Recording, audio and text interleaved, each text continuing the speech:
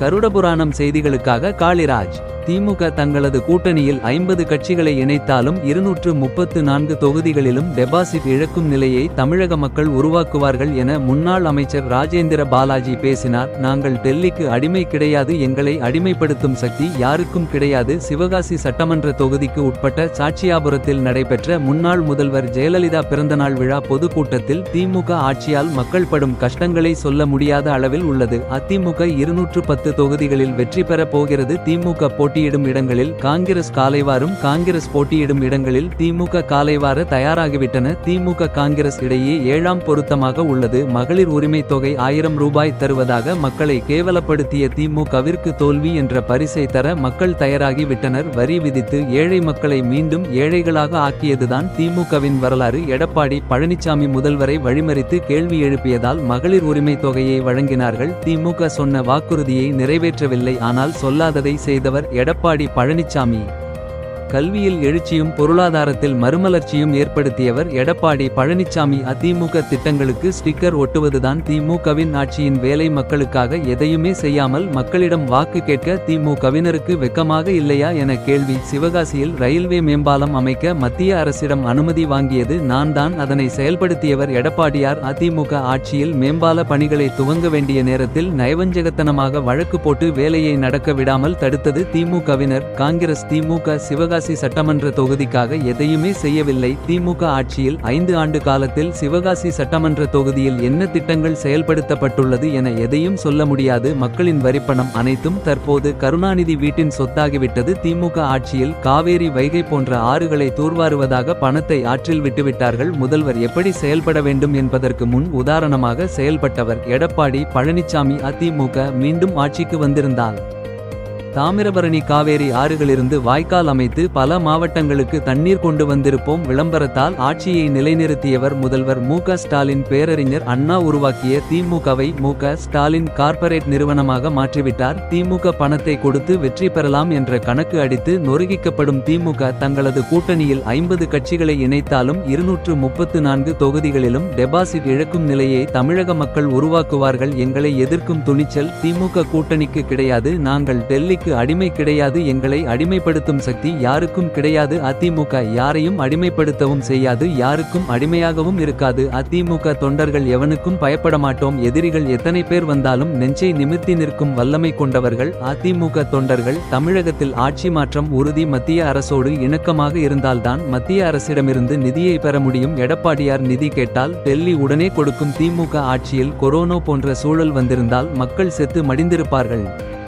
எடப்பாடி பழனிசாமி காலில் விழுந்து வந்தார் என சொல்கிறார்கள். நாங்கள் எல்லோரும் ஏற்றுக்கொண்டுதான் எடப்பாடி பழனிசாமி முதல்வரானார். அதிமுக கட்சி இன்று வலுவாக இருப்பதற்கு காரணமே எடப்பாடி பழனிசாமிதான். நான் பொறுப்பில் இருந்தாலும் இல்லாவிட்டாலும் பொறுப்போடு நடந்து கொள்கிறேன். பணக்காரர்களின் கனவை நினைவாக்க துடிக்கும் திமுகவுக்கு ஏழை மக்களின் கஷ்டம் தெரியாது. பட்டாசு காலண்டர் தொழிற்சாலைகளில் பணியாற்றியவன் நான். எனக்குத்தான் சிவகாசி மக்களின் கஷ்டம் தெரியும். சிவகாசியில் திமுகவுக்கு வேலையே கிடையாது. அதிமுக ஆட்சி அமைந்த அன்றைய தினம் இரவே செய்யப்பட்டு மூடப்பட்டுள்ள அனைத்தும் பட்டாசு ஆலைகள் திறக்கப்படும். அனுமதி கேட்டு விண்ணப்பித்துள்ள புதிய பட்டாசு கடைகளுக்கு உடனே அனுமதி வழங்கப்படும் எனவும் தெரிவித்தார். கூட்டத்தில் சிறுபான்மை பிரிவு பொருளாளர் ஜான்மகேந்திரன், மாவட்ட துணை செயலாளர் சுப்பிரமணியன், மாணவரணி துணை செயலாளர் விஜய் ஆனந்த், ஒன்றிய செயலாளர்கள் பாலாஜி, லட்சுமி நாராயணன், அர்ஜுன் உள்ளிட்ட ஏராளமானோர் கலந்து கொண்டனர். பொதுக்கூட்டத்திற்கான ஏற்பாடுகளை எம்ஜிஆர் இளைஞர் அணி துணை செயலாளர் பலராமன் செய்திருந்தார். பல அறிக்கையில் கொடுத்திருக்காரு, பல நேர்காணலையும் சொல்லியிருக்காரு, நிருபர் மத்தியிலும் பேசியிருக்காரு. நாங்கள் மக்களோடு கூட்டு வைத்திருக்கின்றோம், மக்கள் எங்களோடு கூட்டு வைத்திருக்கிறார். திமுக செய்த சதி, திமுக ஆட்சியில் மக்கள் பாதிக்கப்பட்டிருக்கிறார்கள். அடித்தட்டு மக்கள், பாட்டாளி, உழைப்பாளி, தொழிலாளி அத்தனை பேரும் திமுக ஆட்சியால் இன்னைக்கு நடுத்தருக்கு வந்திருக்காங்க. 1000 ரூபாய் கொடுக்கிறேன், 1000 ரூபாய் கொடுக்கிறேன்னு சொல்லி கேவலப்படுத்துகிற நாட்டு மக்களை அசிங்கப்படுத்தி, தாய்மார்களை அசிங்கப்படுத்துகின்ற இந்த முதலமைச்சருக்கு தமிழ்நாட்டு தாய்மார்கள் தோல்வி என்ற பரிசை தர ரெடியா இருக்காங்க.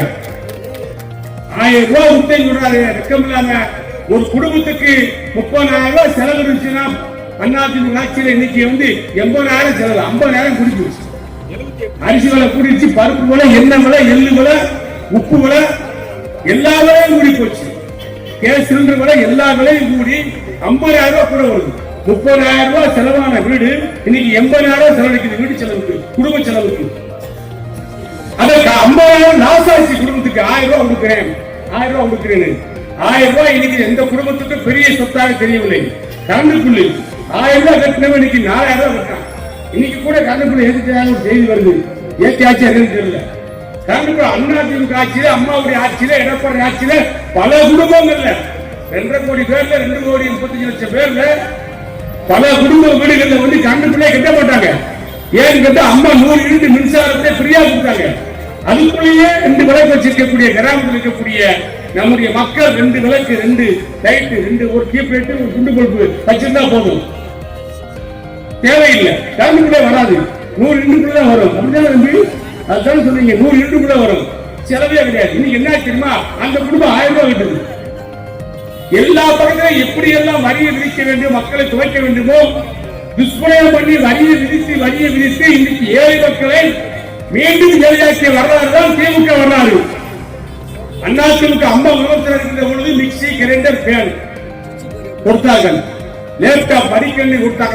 அந்த துறைக்கு சிறப்பு செயலாக்கத்துறை என்று ஆரம்பித்து அதற்கு முதல் அமைச்சர் அதற்கு மந்திரி பதவியை எனக்கு தான் கொடுத்தார்கள். அந்த பணியை நான் தான் செய்தேன்.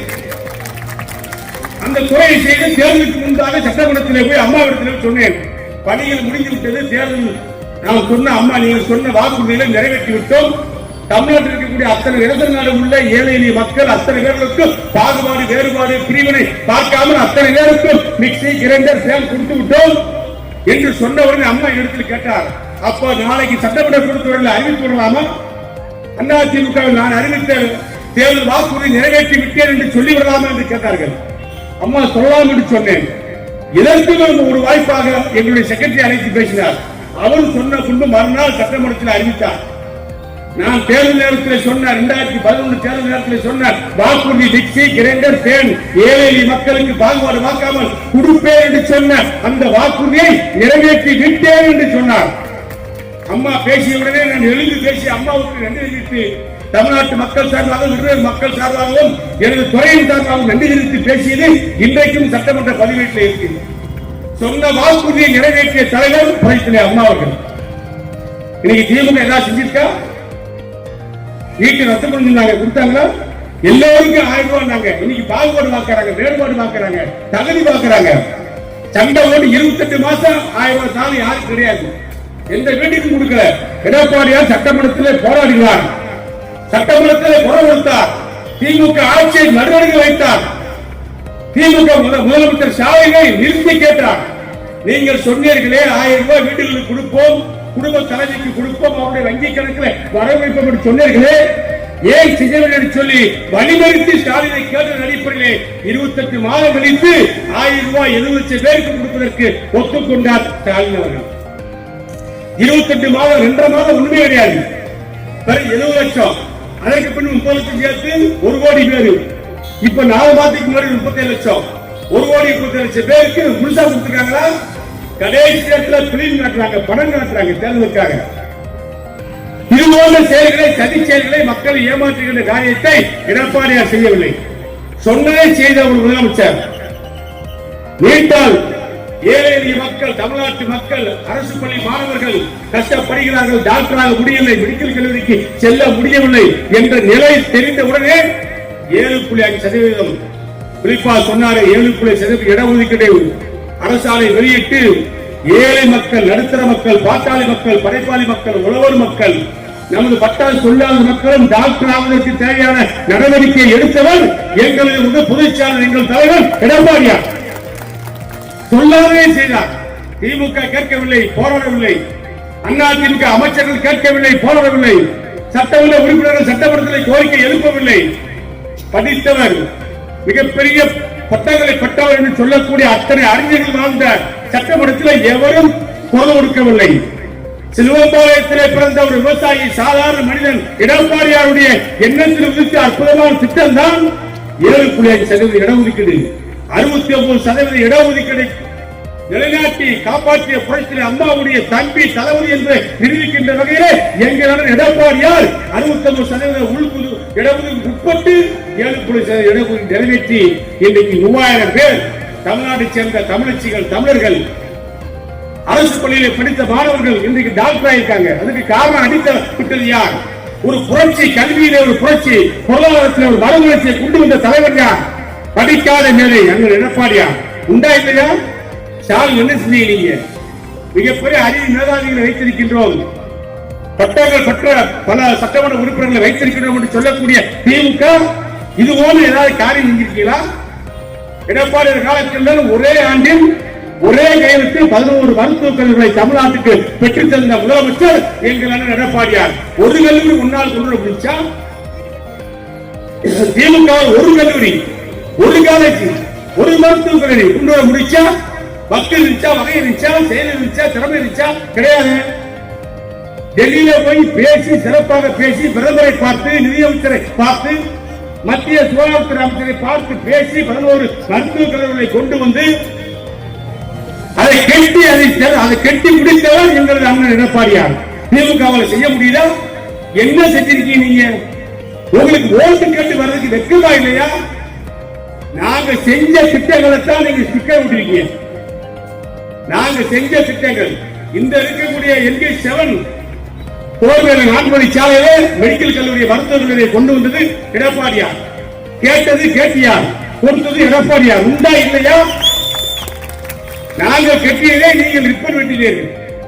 ஆட்சி மாநில யாருக்கிறார்? நாட்டு மக்கள், சிவகாசி பகுதி மக்கள், விருதுநகர் பகுதி மக்கள் மறந்து விடுவார்களா? மருத்துவர்கள் யாரு கொண்டு வந்தா? அதிமுக ஆட்சியிலே 4 ஆர்ட்ஸ் காலேஜ், ஆண் பெண் படிக்கக்கூடிய, இருபாலர் படிக்கக்கூடிய ஆர்ட்ஸ் காலேஜ், கலை அறிவியல் கல்லூரி கொண்டு வந்தது யார்? அதிமுக. எடப்பாடியார். அம்மா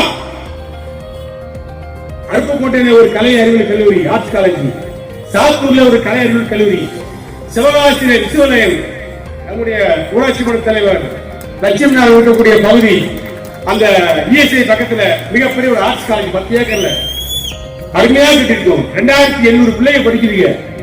2800 பிள்ளைங்க 1000 ரூபாய் பீஸ் கட்டி படிச்சுட்டு இருக்கு கல்லூரியில. உண்டா இல்லையா? செஞ்சது யாரு?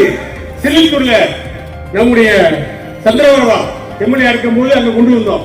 காலேஜ் நாங்க இருக்கும் போதே ஓபன் பண்ணி வச்சு திறந்தாச்சு. முதல் ஆண்டு அதற்கான பணிகளை செஞ்சாச்சு. அங்கே கொண்டு வந்தாரு அதிமுக. அருப்புக்கோட்டை, சாத்தூர், சிலித்தூர், சிவகாசி 4 இடங்களில் ஆர்ட்ஸ் காலேஜ், 4 இடங்களில் கலை அறிவியல் கல்லூரியை கொண்டு வந்தது அதிமுக. அம்மா எடப்பாடியார். மெடிக்கல் மருத்துவக் கல்லூரியை கொண்டு வந்தது அம்மா எடப்பாடியார். எங்க நீங்க கொண்டு வந்தீங்க? பாலத்துல நடந்து போறீங்க, சர்க்கஸ் காட்டுறீங்க. இந்த பாலத்தை நாங்க தான் கொண்டு வந்து சொல்லி மோடி அவர்கள் இது மத்திய அரசுடைய அனுமதி பெற்று ரயில்வே ரோடு இருக்கிற இடத்துல மத்திய அரசு அனுமதி வாங்கணும். இந்த பாலங்களுக்கு யாரு போய் அனுமதி வாங்க சொல்லுங்க? திமுக காங்கிரஸ். டெல்லியில போய் அனுமதி வாங்க கேட்கிறாரு. நான் தான் வாங்கினேன். இந்த பாலங்களுக்கு ரயில்வே ரோட்டை கிராஸ் பண்றதுக்கு மத்திய அரசு தான் அந்த பணியை செய்யணும், அனுமதி கொடுக்கணும். அந்த அனுமதி வாங்கணும். நாங்க 5 பாலத்துக்கு அனுமதி வாங்கிட்டு ராஜபாளையம் ஆலங்குளம் மேம்பாலம் வேலை முடிச்சு அங்கே பெரியாஸ்திரி விருதுநகர் அரசு மருத்துவமனை, அந்த ராமூர்த்தி சாலை அதுக்கு ஒரு பாலம், அதை கட்டி முடிச்சாச்சு. திருத்தங்கல் பாலம், சாச்சாவரம் பாலம், இருக்கங்குடி பாலம் 3க்கும் பெர்மிஷன் வாங்கி வச்சிட்டோம். ஆரம்ப கட்டத்துக்காக வேலை செய்வதற்கு பணமும் ஒதுக்கியாச்சு. பணம் ஒதுக்கி வேலை செய்ய போறேன். இந்த சாச்சாவரம் பாலத்தை நான் தொடங்கி வைக்க போறேன். பூமி பூசை போட்டு வேலை செய்யறதுக்கு மண் பரிசோதனை செஞ்சாச்சு. எல்லாம் முடிஞ்ச உடனே நயவஞ்சக தரவா போய் கோர்ட்டுக்கு போனது யாரு? கோர்ட்ல போய் ஸ்டே வாங்கினது யாரு? 6 மாதம் வேலையை நிப்பாட்டுறது யாரு? திமுக காங்கிரஸ். இன்னைக்கு பெரிய மருத்துவ சொல்லக்கூடிய இவங்க தான் இன்னைக்கு ஸ்டே வாங்கினாங்க. ஒரே நேரத்தில் சாச்சாவரம் பாலம், திருத்தங்கல் பாலம், இருக்கக்கூடிய பாலம் 3க்கு ஸ்டே வாங்கினாங்க. 6 மாதம் நினைச்சு தேர்தல் வந்துச்சு, ஆட்சி மாற்றம் வந்துச்சு, நீங்க கிடப்புல ஓட்டீங்க. 4 வருஷம் கிடப்புல ஓட்ட 3 பாலத்தையும் நான் கடுமையா பேசினதுக்கு அப்புறம் ஒரு பாலத்தை 1 வருஷத்துக்கு முன்னாடி வேலை ஆரம்பிச்சு தொடங்கிச்சிருக்கீங்க. சந்தோஷம். இப்ப திருத்தங்கல் பாலத்தை தொடங்கிச்சிருக்கீங்க, வேலை ஆரம்பிச்சிருக்கீங்க. இதுக்கெல்லாம் திருத்தங்கல் பாலத்துக்கு 15 கோடி ரூபாய் நான் இருக்கும்போது வாங்கி கொடுத்த பண்டு இன்னைக்கு வரைக்கும் அங்க கிடக்கு. எங்க நீங்க புதுசா செஞ்சீங்க? நீங்க புதுசா ஏதாவது செஞ்சிருக்கீங்களா? புதுசா நீங்க கட்டிருக்கீங்களா? இந்த நீதிமன்ற வளாகம் இங்கக்குள்ள ஹைகோர்ட் மாதிரி இருக்கும், பாத்துருக்கீங்களா? வழக்கு ரொம்ப பிரச்சனை போனவங்க பாத்துக்கலாம், அந்த செயல வேலை வெட்டி போனவங்க பாத்துக்கலாம், அந்த குடும்ப வீடு இருக்கக்கூடிய பாத்துக்கலாம். ஹைகோர்ட் மாதிரி ஏசி போட்டு குளிர்சாதனம் செய்யப்பட்ட கோர்ட் இங்கதான் இருக்கு. செஞ்சது யாரு? அதிமுக ஆட்சியில எடப்பாடி செஞ்சாரு, கேட்டது யாரு, கேட்டியாரு போட்டு. இங்க ஆஸ்பத்திரிக்கு திருச்சிபுரி நம்ம தான் கொண்டு வந்தோம், மகப்பேறு மருத்துவமனை நம்ம தான் கொண்டு வந்தோம், சிவகாசி கல்வி மாவட்டத்தை நம்ம தான் கொண்டு வந்தோம், எல்லாம் கொண்டு திருத்தங்கள் அரசு மருத்துவமனை கொண்டு வந்து நம்ம தான் கொண்டு வந்தோம், திருத்தங்கள் பஸ் ஸ்டாண்டை கொண்டு வந்து நம்ம தான் கொண்டு வந்தோம், சிவகாசி பஸ் ஸ்டாண்டை விரிவாக்கம் பண்ணி நம்ம தான் கொண்டு வந்தோம். நீ என்ன பண்ணீங்க? காங்கிரஸோ திமுகவோ சிவகாசி தொகுதிக்கு விருதுநகர் மாவட்டத்துக்கோ என்ன பண்ணிருக்கு? 16 கால்நடை கிளை நிலையங்களை கொண்டு வந்தோம், ஒரு கால்நடை மருத்துவமனை கொண்டு வந்தோம், 15 கால்நடை மருத்துவம் கொண்டு வந்தோம். சிவகாசி தொகுதியில் 68, இந்த மாவட்டத்தில் 68 அம்மா மினி கிளை கொண்டு வந்தோம். எல்லாத்தையும் மூடி போட்டீங்க. செஞ்சது நாட்டு மக்களுக்காக, ஏழை எளிய மக்களுக்காக, படைப்பாளி உழைப்பாளிகளுக்காக திட்டங்களை திட்டி சட்டங்களை போட்டு கட்டடங்களாக திட்டங்கள் நடத்தியது அதிமுக ஆட்சி, அம்மாவுடைய ஆட்சி, எடப்பாடி ஆட்சி. உண்டா இல்லையா? நீங்க என்ன பண்ணீங்க? எதையாவது சொல்லுங்க. நீங்க செஞ்சீங்க. பஸ் ஸ்டாண்ட நாங்க விரிவாக்கம் பண்ணோம், வேலை நாங்களே எல்லாமே பண்ணணும். பண்டு இன்னைக்கு தேர்தல் நடக்கின்ற வேலைகளுக்கு பண்டு வாங்கி கொடுத்தது நானு. இன்னைக்கு தாமிரபரணி தண்ணி வருது, அதுக்கு அடித்தளை விட்டு பண்டு வாங்கி 500 ரூபாய் 550 ரூபாய் பண்டு வாங்கி கொடுத்து வேலையை தொடக்கி வச்சது அதிமுக ஆட்சி, அம்மா தான் தொடக்கி வச்சாங்க. 2வது ஒரு ஸ்கீம் அதையும் நிறைவேற்றி கொடுத்தது அதிமுக ஆட்சி, எடப்பாடி சொல்லி 3 ஸ்கீம் வாங்கினேன். ராஜபாளையம் சிறுத்துக்கு ஒரு ஸ்கீம், சிவகாசி மாநகராட்சிக்கு தனியா ஒரு ஸ்கீம், விருதுநகர் சாத்தூருக்கு ஒரு ஸ்கீம். இப்படி வாங்கணும். இதெல்லாம் பண்ணது யாரு? படிச்ச ஆளுங்களுக்கு தெரியும். இல்லைன்னா நீங்க தகவல் உரிமை சட்டத்தில் கேட்டு பாருங்க. இந்த ஸ்கீம் யார் ஆட்சியில கொண்டு வந்து, எந்த ஆண்டு கொண்டு வரப்படுதுன்னு கேளுங்க. அதிமுக ஆட்சியில மந்திரியா இருக்கிற எடப்பாடி முதலமைச்சர் உள்ள இதெல்லாம் வந்துச்சு. ஒரு 100 கோடி ரூபாயாவது சிவகாசி தொகுதிக்கு நீங்க கொடுத்துருக்கீங்களா? திமுக ஆட்சியில் 5 வருஷத்துல ஒரு 100 கோடி ரூபாயாவது கொடுத்துருக்கீங்களா? இந்த மாநகராட்சி பில்டிங் சொன்னது நான் அதுல கல்வெட்டு இருக்கு. அதுக்காகவே திருவாரூர்ல ஒரு பில்டிங் கட்டுறாங்க, அது கட்டி முடிக்க முடியல. அங்க பேய் நடமாட்டம் ஜாஸ்தி, கெட்ட விட மாட்டேன். கொத்தனார் வரணும் போன மயங்கி விழுகிறான், வாந்தி எடுக்கிறான். டாக்டர் போன ஏயா வாந்திக்கிட்டு ஒண்ணுமே தெரியல. நைட் வேலை வச்சாங்க, 12 மணிக்கு மேல ஒரே சத்தம், பதட்டமாச்சு, உடனே வாந்தி வச்சிருக்காங்க. பேய் இருக்கியா? அதுக்கு பேரே புள்ள புலி. 200 வருஷமா புதைச்ச இடத்துல போய் மாநகராட்சி பில்டிங் இருக்காங்க, அருமையா கட்டி வச்சிருக்கீங்க. ஏன் இங்க உனக்கு வேண்டாமா? 2-3 மாடி இருக்கு, 100 கவுன்சிலர் உட்காந்து மீட்டிங் போன கான்ஃபரன்ஸ் கால் இருக்கு. எல்லாத்தையும் பார்த்து என் வீட்டுல வச்சுட்டா பிளானே போட்டோம், கெச்சு போட்டோம். என்ன திமுக செஞ்சிருக்கீங்க? எதையாவது செஞ்சிருக்கீங்களா? நீங்க வார்கால ரிப்பேர் பாக்குறீங்க, தள்ளிவிட மாட்டீங்க. வார்கால தள்ளுறது கூட உங்களுக்கு வழி கிடையாது, குப்பை எழுறது கூட உங்களுக்கு வழி கிடையாது. சிவகாசிய குப்பையாக்கி போட்டீங்க. சிவகாசி பஸ் ஸ்டாண்ட்ல இருந்து நெருக்கடமுக்கு வரைக்கும் பாலம் கொடுக்கணும்னு சொல்லு, அரசு ஜீவோ காட்டு, பண்டு ஒதுக்கி ஜீவோ காட்டு, அரசாணையை காட்டு. உடனே நான் ஒத்துக்கிறேன், திமுக காங்கிரஸ் செஞ்சிட்டு சொல்றேன். இந்த பாலத்தை சொல்ற இதுக்கு பணம் கொடுக்கிறது அதிமுக நானு, இதுக்கு சேகரித்து பண்ணி கொடுத்தது நானு, மத்தியில போய் ரயில்வே கிராசிக்கு அனுமதி வாங்குறது நானு, வேலையை காலதாமதப்படுத்துறது நீங்க. லேட்டாகி 4 வருஷங்கள் செஞ்சாப்பட மறந்துவோமா? நான் எல்லா மீடியாக்களையும் வந்துச்சு, ரயில்வே பாலம் அமைக்கிறதுக்காக நான் பார்த்தது. அன்னைக்கு இருக்கிற ரயில்வே போட்டோ புரியாத வந்தது எல்லாமே வீடியோவா எங்கிட்ட இருக்கு, செய்தியிலே வந்திருக்கு. ஏன் இப்படி மாத்துறீங்க? பொய்யாச்சோட ரிங் ரோடுக்கு ஸ்கீம் போட்டு சிவாஜி முதலாளிமாருக்கெல்லாம் தெரியும், பெரிய முதலாளிகளை பேர சொல்லக்கூடாது. அவங்க இடங்களெல்லாம் நான் தான் கேட்டு வாங்கினேன். நானே 4 ஏக்கர் இடம் கொடுத்திருக்கேன். நமக்கு கமிட்டி பக்கத்துல 4 ஏக்கர் இடமும் 4 கிணறு, 29 லட்சம் தான் கவர்மெண்ட் கிடைச்சது. அந்த இடத்துடைய உண்மையான ரேட்டு 3 கோடி. முதல்ல நானே கொடுத்து அப்பதான் ரோடு வருவதற்காக. அதை காரணம் காட்டி எல்லா மோதி மட்டும் இடத்த வாங்கி இன்னைக்கு ரோடு வருது. அதை காலவாதப்படுத்துறது யாரு? நீங்க.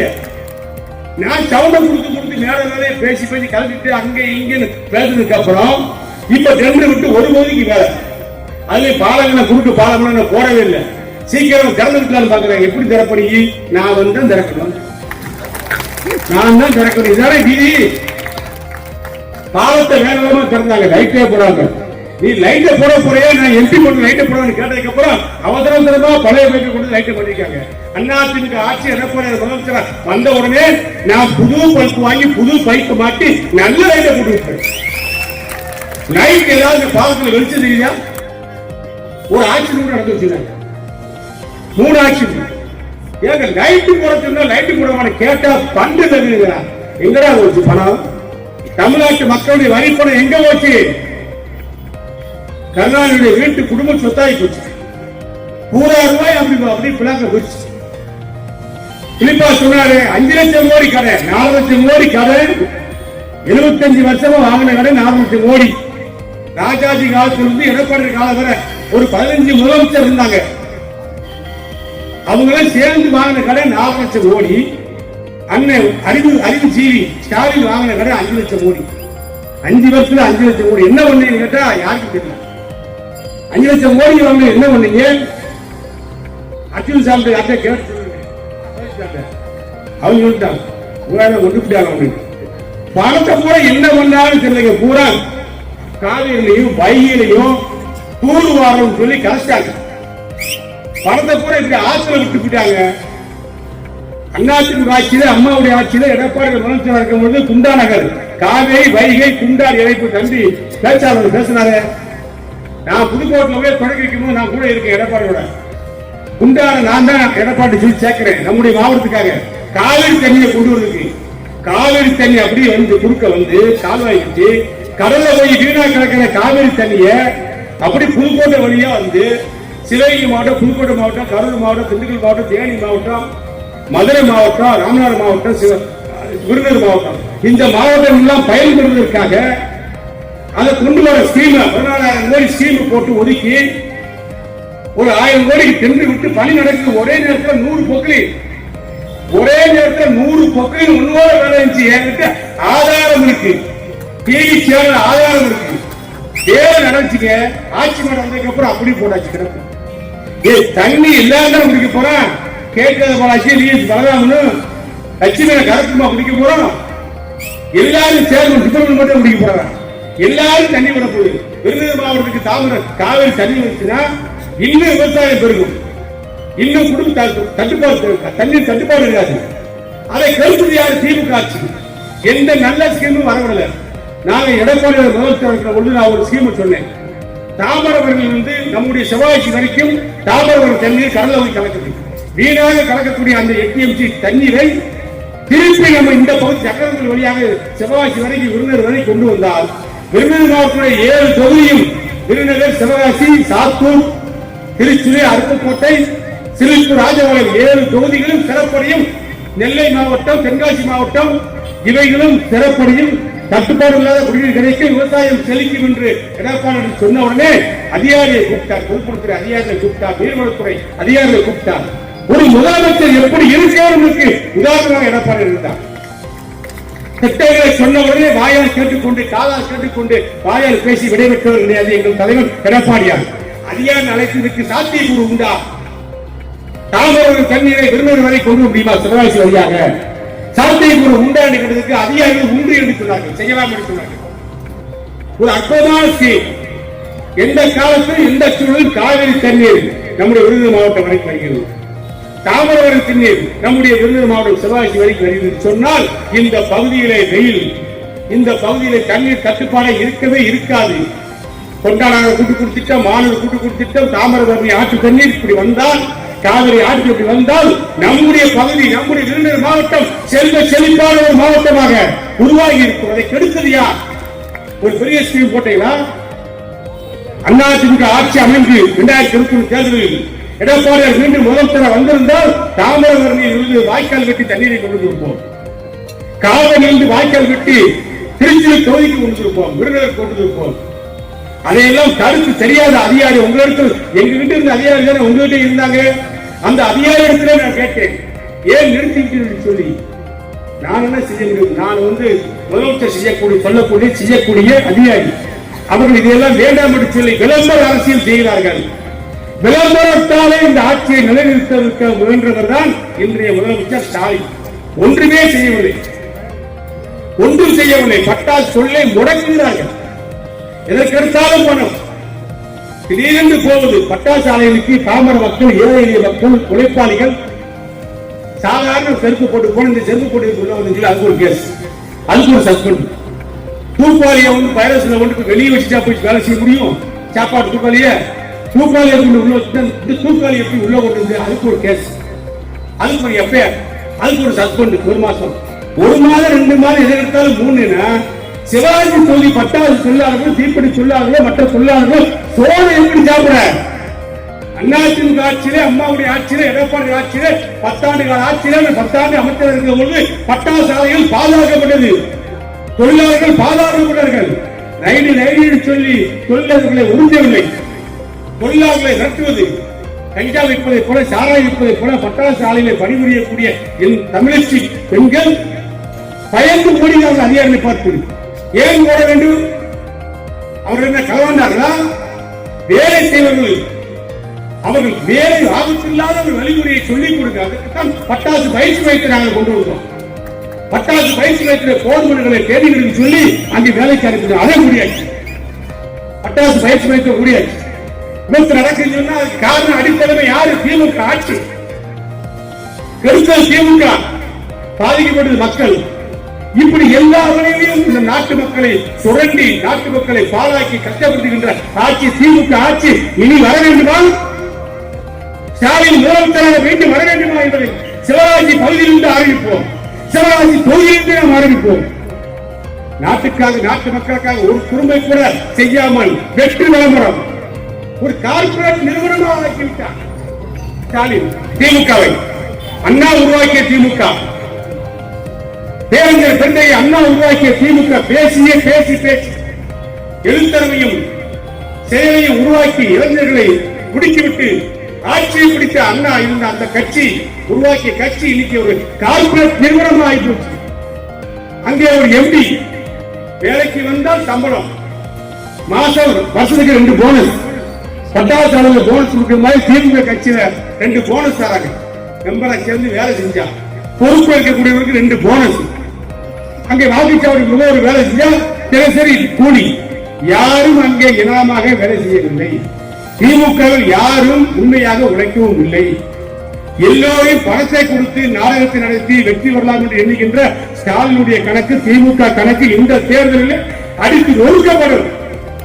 நிச்சயமாக திமுக ஆட்சிக்கு வரும் என்று நினைத்து கூட பார்க்க முடியாது. எப்படி வரும்? 22 கட்சி, 30 கட்சி, என்ன 50 கட்சி திமுக சேர்ந்தாலும் சரிதான்.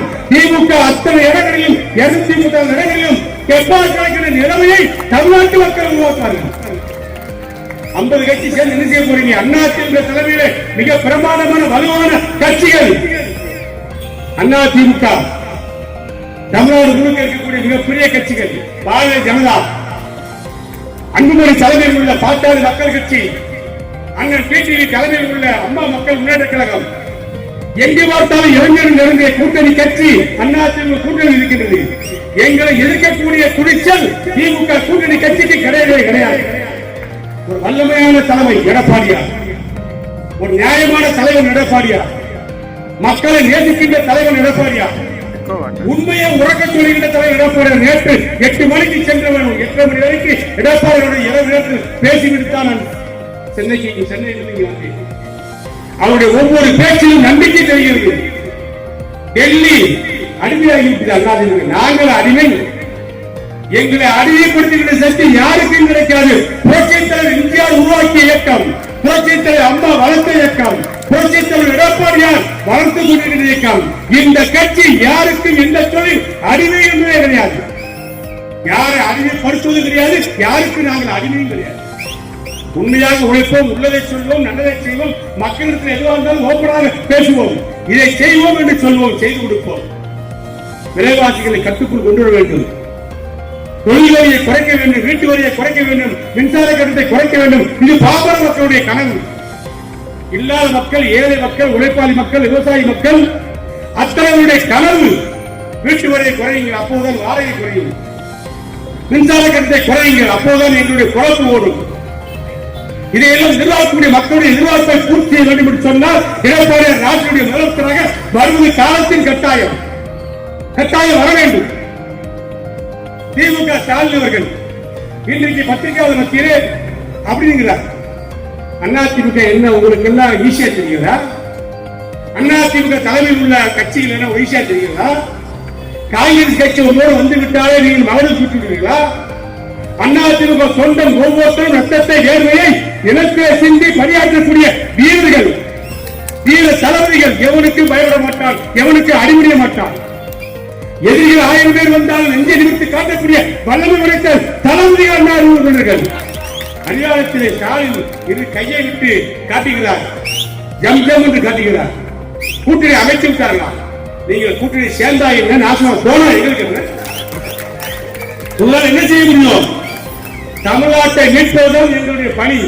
எடப்பாடியார் 186 பொதுக்கூட்டத்தில் ஒவ்வொரு தொகுதிக்கும் போயிட்டு விட்டார். மக்களை மீட்போம், தமிழகத்தை மீட்போம், மக்களை காப்போம். சிவகாசிக்கு வந்தாரு, காத்தாவரம் வந்தாரு. இங்கே ஒரு மிகப்பெரிய கூட்டம். அங்கே கங்காவரம், செங்கமலச்சாவரம், தேவசில திருத்தங்கள், மேலவை விதி, அண்ணா சிலை, பெரியார் சிலை, அம்பேத்கர் சிலை, அடுத்து சிவகாசி வெல்வோட்டில் தேவர் சிலை, அப்புறம் நான் நிலக்கிற முக்கு அம்பேத்கர் சிலை, அப்புறம் கவிதா செக்ஷன் பஸ் ஸ்டாண்ட். அந்த மாதிரி எல்லா இடத்திலும் மக்கள் அலைமுறாங்க. ஆரோக்கிய நம்முடைய எம்பி கிருஷ்ணமூர்த்தி அவர்களும், சரவணகுமார் அவர்களும், அப்பாத்துறை அவர்களும், செல்வின் அவர்களும் திருத்தங்களில் மிகப்பெருமான கூட்டத்தை கூட்டினார்கள்.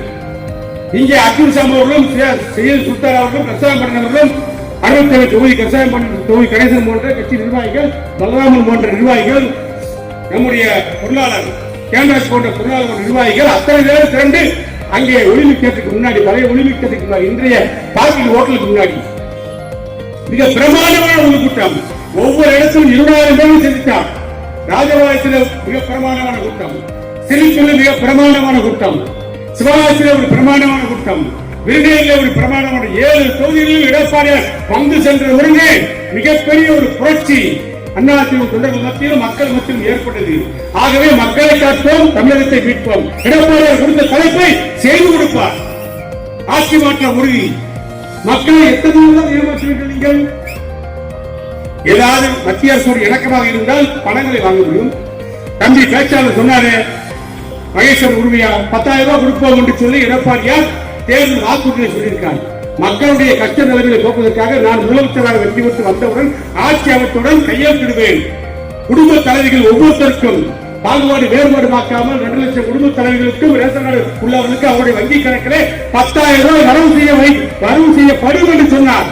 உடனே திமுக அதிபதிகள் நாங்கள் 5,000 ரூபாய் போட்டதுனாலதான் அண்ணாதிமுக 10,000 தர சொல்றாங்க. எப்படி கொடுப்பாங்க? இவங்களுக்கு 7 ரூபாய், நாங்களே சம்பள ரூபாய் எடுத்து போட்டுருக்கோம், 1000 ரூபாய் எடுத்து போட்டுருக்கோம் அப்படின்னு புலம்ப ஆரம்பிச்சாங்க. உன்னைய போல உங்களை போல ஏமாற்றி மக்களை ஏமாற்றி குழப்ப விளைவிக்கின்ற கட்சி அதிமுக கிடையாது. குழப்ப விளைவிக்கின்ற தலைவர் எடப்பாடி கிடையாது. எடப்பாடியை கேட்டால் டெல்லி கொடுக்கும். நாங்கள் கொரோனா நேரத்தில் எடப்பாடி முதலமைச்சராக இருக்கிற பொழுது நான் ஒரு சேட்டை டீனர்ல ஒரு சேட்டை நேற்று காலையில் போய் பார்த்தேன். வேற விஷயமா அப்ப அதை சேட்டு பார்த்து சொல்றாங்க குஜராத் சேர்ந்தவங்க, உங்களுடைய ஆட்சி எடப்பாடி ஆட்சி 2 வருஷம் கொரோனா காலத்துல அற்புதமாக பணியாற்றுவீங்க. மிகப்பெரிய சாவு முறை தமிழ்நாட்டில் அதை தடுத்த வெறுவன் உங்களுடைய முதலமைச்சர் எடப்பாடியை சேரும். தடுத்து நிப்பாட்டீங்க. 7 மக்களுக்கு சோறு போட்டீங்க. ரேஷன் கடையில் ஒரு அரிசி ஃப்ரீயா போட்டீங்க. அம்மா உணவுத்துல சோறு ஃப்ரீயா போட்டீங்க. விலையில்லாமல் போட்டீங்க. மக்களை காப்பாத்தினீங்க. அம்மா உணவுத்துல சாப்பாடு அங்க வாங்கிட்டு தான் போகணும். அதான் எடப்பாடியார் பாசலா கூட கொண்டு போய் கொடு. எல்லாருக்கும் சோறு ஓட்ட முதலமைச்சராக விளங்கியவர் எடப்பாடியார். கொரோனா காலத்தில் எல்லாருக்கும் ஊசி ஓட்ட, தடுப்பூசி ஓட்ட, மக்களை காப்பாற்றணும். முடிந்தளவு இறப்புகளை குறைத்தோம். உன்னுடைய ஆட்சியில் கொரோனா போன்ற ஒரு நிலைமை வந்திருந்தால் எல்லோரும் செத்து வலிய வேண்டியதாக, வலிய கிடையாது, பிழைப்பதற்கு வாய்ப்பே இல்லை. எல்லா அமைச்சர்களும் கலெக்டரேட்டுக்கு போன, எல்லா ஊருக்கு போனோம். மக்களிடத்தில் விழிப்புணர்ச்சி ஏற்படுத்தினோம், நம்பிக்கை ஏற்படுத்தினோம். கொரோனாவால் தைரியமாக இருங்கள், உங்களை காக்கின்றவர் கட்சி அதிமுக. அம்மாவுடைய ஆட்சி உங்களை பாதுகாக்கும் சொல்லி எடப்பாடி சொன்னதை சொன்னோம். அதே அந்த சேட்டு சொல்றார். குஜராத்தில் கூட மரணம் அதிகம், வடக்கே கூட மரணம் அதிகம். ஆனால் தமிழ்நாட்டில் கொரோனா நேரத்தில் 2 வருஷம் அற்புதமான ஆட்சியை நடத்தி யாருன்னு சொன்னால் எடப்பாடியார். இதை நான் சொல்லவில்லை, ஒரு தமிழன் சொல்லவில்லை, குஜராத்தை சேர்ந்த ஒரு மார்வாடி சொல்கிறார். ஏனென்று சொன்னால் 30 ஆண்டுகளாக தமிழகத்தில் தொழிற்சி வருகிறார். தீவிரத்திலே அவர் பார்த்ததை கேட்டதை சொல்கிறார். இப்படி மக்களுக்காக பணி செய்யக்கூடிய தலைவர் எடப்பாடியார். அவரை பற்றி பேசுவது, அவர் காலையில் விழுந்து வந்தார். அவருக்கு நேரம் சரியாக இருந்த காரணத்தால் அவரை எல்லோரும் நாங்கள் ஏற்றுக்கொண்டு கட்டாயப்படுத்தி முதலமைச்சர் பதவியை உட்கார வைத்தோம். அதை சரியாக செய்து சரித்திரத்தில் இடம்பெறக்கூடிய ஒரு முதலமைச்சராக தன்னை உருவாக்கி கொண்டார். அதிமுக கட்சி இன்னைக்கு இருக்குன்னு சொன்னா அதுக்கு காரணம் யாரு? எடப்பாடியார். இல்ல எத்தனை பேரு நான் தான் அதிமுக, நான் தான் அம்மாவுடைய வாரிசு சொன்ன நீ திமுக போயிட்டு இருக்காங்க. இதுவே அம்மா சொன்னாங்கன்னா எனக்கு பின்னாலும் அனைத்து அதிமுக 100 ஆண்டுகள் ஆளும் வாழும் என்று சொன்ன புரட்சியாளர் அம்மா எங்க? சட்டமன்றத்தில் அம்மா இறப்பதற்கு முன்பாக கலந்து கொண்ட கடைசி பட்ஜெட் தொடரிலே அம்மா பேசினாங்க, எனக்கு பின்னாலும் அதிமுக 100 ஆண்டுகள் ஆளும் தமிழகத்தில் வாழும் என்று சொன்ன தலைவருடைய தொண்டர்களா நீங்கள்? அதிமுக தொண்டர்களை பாதியிலே நட்டாற்றில் விட்டுவிட்டு பையில வச்சிருந்த அம்மாவுடைய படத்தை எடுப்பது, காரில் வைத்திருந்த அம்மாவுடைய படத்தை எடுப்பது, திமுகவுக்கு ஓடி பதவி சுமத்திற்காக ஓடி மறைகின்ற பணியை செய்கின்றீர்கள். எடப்பாடியார் அப்படி போனாரா? அப்படி தன்னை மாற்றிக் கொண்டாரா? இந்த இயக்கத்திற்காக, அம்மாவுடைய கொள்கைக்காக, இந்தியாவுடைய கொள்கைக்காக, லட்சியத்திற்காக ரத்தம் சிந்தி ஏழை சிந்தி உழைக்கின்ற ஒரு உன்னதமான தளபதி தலைவர் தான் எங்கள் தலைவர் எடப்பாடியார். அவர் பக்கத்தில் நியாயம் இருக்கிறது, நேர்மை இருக்கிறது. எல்லா எளிய மக்களும் என் சொந்தங்கள், வலியவர்கள் அத்தனை பேரும் என்னை வணங்கலாம், நான் அவர்களை வணங்கலாம், அவரோடு கை கொடுக்கலாம், கைகோர்த்து செல்லலாம். ஆனால் எளியவர்கள், ஏழை மக்கள் எனது சொந்தங்கள் என்று சொன்ன எங்கள் தலைவர் எடப்பாடியார் எங்கே? ஏழை மக்கள் மீது வரி சுமத்தி அவர்களை நாசமாக்கி அவர் குடும்பங்களை சிதைக்க விட்ட திமுக கட்சி எங்கே? திமுக தலைமை எங்கே? வாக்காளர்களே, சிவகாசி தொகுதியுடைய வாக்காளர்களுடைய மக்களை சிந்தித்து பாருங்கள். தகவல் உரிமை சட்டத்தின் வாயிலாக கேளுங்கள். இந்த பாலம் யார் கொண்டது? திருத்தங்கள் பாலம் யார் கொண்டது? எப்போ அனுமதி பெறப்பட்டது? இடைத்தட்டில் காலத்தில் நடைபெற்றது என்ன? ஏன் நிப்பாட்டினார்கள்? சில விளக்கங்கள். இந்த ரிங் ரோடு வருது, ரிங் ரோடுக்கு யார் அடித்தல் அமைத்தது? அதற்கு பணம் கொடுத்தது யார்? பணம் ஒதுக்கியது எந்த ஆட்சி? அதை காலதாமதப்படுத்தியதுதான் திமுக. ஒன்றுமே செய்யாமல் ஒருத்தர் சாதாரணமாக இருக்கக்கூடியவர்களை அணுக முடியுமா? பார்க்க முடியும். வீட்டு கதவு எப்போதும் திறந்திருக்கும். ஏழைகளுக்காக, இல்லாத மக்களுக்காக, படைப்பாளிகளுக்காக, பாட்டாளிகளுக்காக, பட்டா தொழிலாளர்களுக்காக எனது வீட்டினுடைய கதவு எப்போதும் திறந்திருக்கும். எனது படுக்கை அறை வரை வந்து கூட ஒரு சாதாரண தொண்டு அமர்ந்து கொண்டு, கட்டில் அமர்ந்து கொண்டு என்னிடத்தில் பேசலாம், பிரச்சனை சொல்லலாம். உங்களை பார்க்க முடியுமா? பேச முடியுமா? பழக முடியுமா? ஒரு கல்யாண பத்திரிகை உங்களிடத்தில் வைக்க முடியுதா? உங்கள் கட்சியை சேர்ந்தவர்கள் ஒரு திருமண அழைப்புகள் கொடுக்க முடியுதா? ஒரு காவிரி விழா அழைப்புகளுக்கு எங்கேயாவது போறீங்களா? ஓட்டு வாங்குவதற்கு மட்டும் ஏமாற்றுகிற நாடகத்தை இனிமேல் தமிழ்நாட்டு மக்கள், சிவகாசி பகுதி மக்கள் ஏற்றுக்கொள்ளவே மாட்டார்கள். நான் பொறுப்பில் இருந்தாலும் சரி, இல்லை என்றாலும் சரி, இன்றைக்கு பதவி கிடையாது, பொறுப்பு கிடையாது, ஆனால் பொறுப்போடு நடந்து கொள்கிறேன். நீங்கள் பொறுப்பில் இருக்கிறீர்கள், ஆனால் பொறுப்போடு நடந்து கொள்கிறீர்களா? ஏழை எளிய மக்கள், சாத்தாவர பகுதி மக்கள், ஆணையர் பகுதி மக்கள், இந்த பகுதி சேர்ந்த கிராம மக்கள் யாராவது போய் உங்களை பார்க்க முடியுமா? யாரிடத்துல சென்று சென்றிருக்கிறீர்களா? எத்தனை ஊர், எத்தனை கிராமம், எத்தனை ஒரு பஞ்சாயத்து, எத்தனை குக்கிராமம் இருக்கு உங்களுக்கு தெரியுமா? நீங்கள் முட்டாமலாத்தார் ஆணை அறிவீர்கள். நீங்கள் ஏழைகளை பற்றி சிந்திக்க மாட்டீர்கள். இல்லாத மக்களுடைய வைத்தியத்தில் உங்களுக்கு தெரியாது.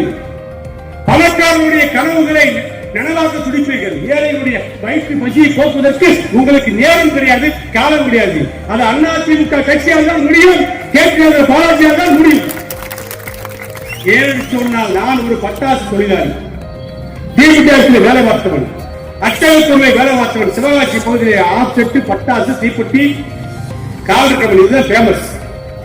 இத்தனை தொழிலையும் நான் பார்த்திருக்கேன். அதுல உள்ள கஷ்டங்கள் எனக்கு தெரியும், அதுல உள்ள துன்பங்கள், பிரயோகம் எனக்கு தெரியும். ஆகவே இந்த தொழிலை பாதுகாக்க வேண்டும் என்று சொன்னால் என்னை போன்றவர்கள் தான் முடியும். ஒரு பொது பணிக்கு வரக்கூடியவர்கள், ஒரு அரசியல் பதவிக்கு வரக்கூடியவர்கள், ஒரு மக்கள் பதவிக்கு வரக்கூடியவர்கள் மக்களை சந்திக்க வேண்டுமா இல்லையா? தேர்தல் வந்தவுடனே 6 மாசமாக யூடியூப்ல செய்தி போடுகிறீர்கள். இங்கே ஒரு 4 தூண் இருக்கு, அங்கே ஒரு 8 தூண், அந்த 8 தூணுக்கு மேல ஒரு பில்லர் போட போறோம். எங்களுக்கு பில்லர் வச்சா, தூண் வச்சா பில்லர் போடணும் எங்களுக்கு தெரியாதா? என்ன நாடகம், என்ன கலாச்சாரம், பொறுமையா இல்லையா? இங்கே ஒரு 3 தூண் வருது. இந்த டிராபிக்கை நாங்க க்ளோஸ் பண்ணி விட போறோம். நீ க்ளோஸ் 10 நாள் உடனே க்ளோஸ் பண்ணி விட்டுறாங்க. திமுகவுக்கு வேலையே கிடையாது. ஓடி ஏற்கனவே திருத்தங்கள் ரயில்வே பாலத்துக்கு அடிக்கல் நாட்கள், திரும்ப வந்து மந்திரி அடிக்கல் நாட்கள். என்னையா நாடகம்? நாடகத்துக்கு ஒரு அளவே இல்லையா? பணம் வாங்கி கொடுத்தது 4, அனுமதி வாங்கி கொடுத்தது 4, அடிக்கல் நாட்கள் ஓடி பேர் வாங்க நினைக்கிறது திமுக. நடக்குமா? தமிழ்நாட்டு மக்கள், சிவகாசி பகுதி மக்கள் விழிப்படைஞ்சிருக்காங்க, முடிச்சுக்கிட்டு இருக்காங்க. யாரும் உறங்கல. எந்த பட்டாள தொழிலாளியை கூட கேளுங்க, யாராவது நிம்மதியா தொழில் பண்ண முடியுதா? தொழில் செய்ய முடியுதா? எல்லா பிரச்சனை, எல்லா பட்டாசாலையும் மூடுங்க. நான் சவுண்ட் விட்டதுக்கு அப்புறம் 1000 கடைக்கு அனுப்பி விட்டீங்க. இப்ப சொல்லுங்க, அண்ணாதிமுக ஆட்சியாளர்களுடன் நீ மூடப்பட்டிருக்கின்ற பட்டாசாலைகள் அன்று இரவே திறந்துவிடப்படும். அனுமதி கேட்டு நிற்கின்ற அத்தனை கடைகளுக்கு உரிமை விடிய காலையில் அவர் வீடு வீடு சேரும்.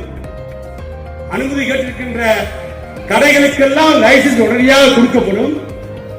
சஸ்பெண்ட் செய்யப்படுகின்ற பட்டாசாலைகள் எல்லாம் உடனடியாக உரிமை வழங்கப்படும், புதுப்பிக்கப்படும். தொழிலாளர்கள் சந்தோஷமாக வாழ வேண்டும், தொழில் சிவாஜி கோயிலில் திறந்து வேண்டும். இதுதான் எங்களுடைய கனவு. எடப்பாடி எங்களை அப்படித்தான் வளர்த்துக் கொண்டிருக்கிறார். புரட்சித் தலைவர் அம்மா அவர்கள் எங்களை அப்படித்தான் வளர்த்தார்.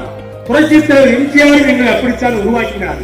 ஆகிய அதிமுக என்பது ஏழைகளுக்கான கட்சி, உழைப்பவர்களுக்கான கட்சி, உண்மையான கட்சி, மக்களுக்கான கட்சி, மக்களுடைய உரிமைக்காக போராடுகின்ற கட்சி. ஆகவே வந்திருக்கின்ற தாய்மார்கள், பட்டாசு தொழிலை பணியாற்றக்கூடியவர்கள் வந்திருக்கிறீர்கள், தீப்பெட்டி ஒட்டக்கூடியவர்கள் வந்திருக்கிறீர்கள். பெண்கள், நம்முடைய பெண்கள் வீடுகளிலே சாயங்காலம் 6 மணி 7 மணிக்கு போனால் 2 காலை நீட்டி வைத்துக் கொண்டு அந்த குச்சியை எடுத்துக்கொண்டு 2 காலுக்கு மேலே வைத்துக் கொண்டு கட்டையை வைத்துக் கொண்டு அந்த குச்சியை அடுக்குவதும், அதை திரும்ப அந்த கட்டையை அடுக்குவதும், அதை குலுக்கி அதை கெட்டி காலையில் எடுத்துக்கொண்டு போய் திருப்பி அதை கொடுக்கின்ற பணியெல்லாம் செய்கின்ற தாய்மார்கள் இருக்கிறீர்கள்.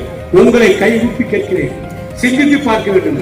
ஒரு நிமிஷம் நாம் தவறு செய்வோம் சொன்னால் 5 ஆண்டுகள் நம்மை பழிவாங்கி விடுவார்கள் திமுக கட்சி சேர்ந்தவர்கள். நீங்கள் விழிப்போடு இருக்கிறீர்கள். நாங்கள் கிராமங்களுக்கு சொன்னால் உங்கள் படுகின்ற கஷ்டங்களை எங்களிடத்தில் சொல்கின்றீர்கள். இதே கஷ்டங்கள் இனி வராமல் இருக்கிறது சொன்னால் ஆட்சி மாற்ற வேண்டும், திமுகவை வீட்டுக்கு அனுப்ப வேண்டும், ஸ்டாலினை கோட்டையை விட்டு விரட்ட வேண்டும், எடப்பாடியை கோட்டைக்கு அனுப்ப வேண்டும், அண்ணா திமுகவை கேட்காட் கோட்டில் அமர வைக்க வேண்டும், சிவகாசி தொகுதியை மீட்டெடுக்கப்பட வேண்டும். இதுதான் உங்களது திட்டமாக இருக்க வேண்டும். வந்திருக்கின்ற வாக்காளர்கள், இயக்கத்துடைய முக்கியஸ்தர்கள் அத்தனைவருடைய கரங்களையும் பிடித்துக் கொண்டு நான் கேட்கிறேன். சில நேரங்களில் நாம் தவறு செய்து சொன்னால் 5 ஆண்டுகள் நம்முடைய வாழ்க்கையை கேள்விக்குறியாகிவிடும். என் மீது உங்களுக்கு சிறு கோபம் இருக்கலாம். அன்றைக்கு ஒரு நாள் இவரை பார்க்க வந்தேன், மந்திரியாக இருக்கின்ற பொழுது லெட்டர் கேட்டு கொடுக்க சொல்லலாம். என்னிடத்தில் நேரடியாக கவனத்துக்கு வந்திருந்தால் எந்த சிபாரிசு லெட்டர் கொடுப்பதற்கு நான் மயங்கியது கிடையாது, தயங்கியது கிடையாது. ஐயப்பன் கோயிலுக்கு போனா கூட 1000 லெட்டர்ல எடுக்க முடியும். இன்னைக்கு ஐயப்பன் கோயிலுக்கு போறதுக்கு லெட்டர் போறதுக்கு எந்த மந்திரிக்கும் வழி இல்லை. ஐயப்பன் கோயிலுக்கு போறதுக்கு இங்கிலீஷ் டைப் படிச்சு 1000 லெட்டர் கூட வந்திருக்கு. ஏன் லெட்டர் போனாலே உடனடியா பிரியா தமிழ்நாட்டுக்கு தமிழ்ல போய் சாமி கொடுக்குறேன். இன்னைக்கு எந்த அமைச்சருக்கு நம்பிக்கை கிடையாது, சாமி கும்பிடுறது கிடையாது, நான் கையெழுத்து போறதும் கிடையாது. இப்படி நாங்கள் உண்மையாக உழைத்த மக்களுக்காக. ஆகவே நீங்கள் புரிந்து கொள்ள வேண்டும், இயக்கத்துடைய முக்கியஸ்தர்கள் புரிந்து கொள்ள வேண்டும், மக்களுக்கு விளக்க வேண்டும். யார் வேண்டும் சிவகாசி பகுதியிலே, தமிழ்நாட்டுக்கு யார் வேண்டும் முதலமைச்சராக என்ற விவரங்களை எடுத்துச் சொல்லுங்கள். அதிமுக ஆட்சியை கோட்டை கொத்தளத்தில் அமர வைங்கள், திமுக ஆட்சியை வீட்டுக்கு அழைத்து சொல்லி நன்றி கூறி அம்மாவோட பிறநாள் விழாவிலே நன்றி கூறி விடைபெறுகின்றேன். நன்றி, வணக்கம்.